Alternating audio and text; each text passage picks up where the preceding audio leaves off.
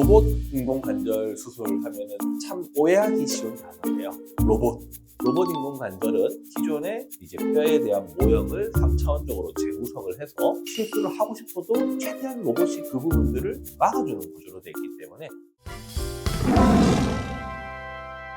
안녕하세요. 고품격 메디컬 예능 의학정보 채널 힘내쇼 TV의 정동호입니다. 반갑습니다.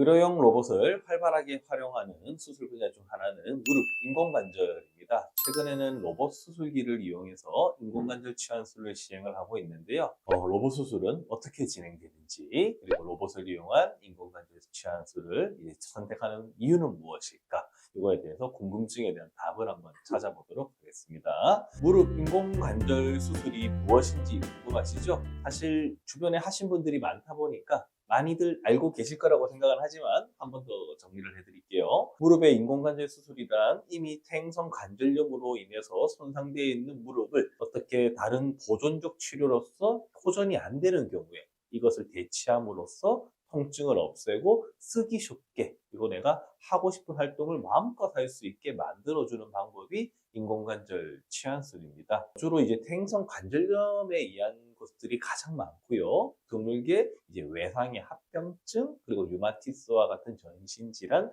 그리고 감염 후의 합병증 같은 경우들이 있고요. 인공관절 수술은 가장 이제 퇴행성 관절염이 심해지고 난 이후에 시행하는 수술이기 때문에 각 환자의 상태에 따라서 뼈의 모양의 변형에 따라서 정확한 이해가 있어야지 좋은 결과를 낼 수 있는 수술이라고 생각이 듭니다. 그럼 언제 인공관절 수술을 해야 할까요? 인공관절 수술은 가장 중요한 요소가 있습니다. 통증. 내가 얼마만큼 불편한가가 절대적인 기준이에요. 물론 엑스레이를 찍어봐서 인공관절이 필요한 단계인지 아니면 비수술적 치료로도 충분히 좀 좋아질 수 있는 단계인지를 구별하는 것은 상당히 중요합니다. 하지만 사람들은 다 각자의 다른 성향을 가지고 있거든요. 살아가는 어떤 방식도 다르고, 걷는 방식도 다르고, 직업도 다르고, 모든 사람들이 똑같은 엑스레이를 가지고 있다고 해서 통증이 일치하는 것은 아니에요. 그렇기 때문에 가장 중요한 것은 내가 얼마만큼 아픈가가 중요한 것이고요. 두 번째로는 관절의 마모 정도가 심한 것들이 증명이 돼야 돼요. 아무리 내가 통증이 심하더라도 관절이 마모가 심하지 않으면 인공관절 수술이 아닌 다른 치료를 통해서 좀 좋아질 수 있는 방법들을 시도를 해야 되는 것이죠. 주로 이제 초창기 관절염에는 관절면이 아직은 많이 살아있기 때문에 주사 치료라든지 약물 치료로도 충분히 좋은 성과를 거둘 수 있기 때문에 그런 쪽으로 먼저 시작을 하는 게 좋을 것 같고요. 만약에 이제 그런 방법에 통증이 좋아지지 않거나 계속 삶의 질이 떨어지는 부분들이 계속 반복되게 되면 그때는 인공관절이 필요한 시기다 생각하시면 될 것 같습니다. 로봇 인공관절 수술 하면은 참 오해하기 쉬운 단어예요. 로봇.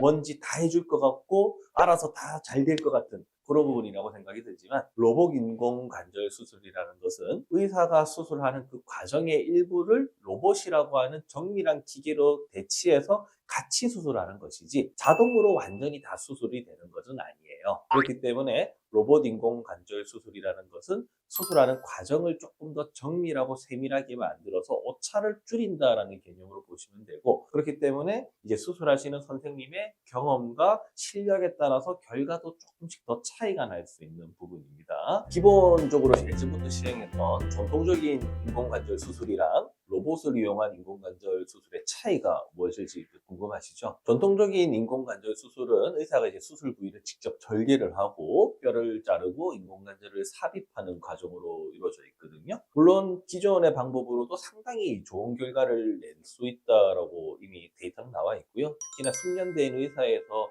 시행을 한다면 결과가 좋다고 되어 있습니다. 하지만 사람이 하는 일이다 보니까 분명히 오차가 생길 수 있고 나쁜 부분들이 생길 수가 있기 때문에 이런 부분들을 메꿔주기 위해서 이제 로봇 인공관절 수술을 하는 거죠. 로봇 인공관절은 기존의 이제 뼈에 대한 모형을 3차원적으로 재구성을 해서 뼈가 어느 정도 튀어나와 있고 닳아 있고 이 부분들을 구분을 합니다. 그래서 철저하게 계산된 각도로 안전하게 절제를 하는 거고요. 그러다 보니까 어떤 오차도 줄이고 결과도 더 좋게 만들 수가 있습니다. 그리고 무릎의 인공관절 수술 주변에는 신경도 있고 혈관도 있고 힘줄도 있고 중요한 구조물들이 무릎을 감싸고 있다 보니까 수술을 하다 보면 이런 조직들의 손상을 받게 됩니다. 로봇 인공관절 수술을 하다 보면 우리가 세이프 존이라고 하는 게 있죠. 특정 어떤 절단에 대한 길이 밖으로는 저희가 나갈 수 없게 되어 있는 구조가 있습니다. 그렇기 때문에 저희가 실수를 하고 싶어도 최대한 로봇이 그 부분들을 막아주는 구조로 되어 있기 때문에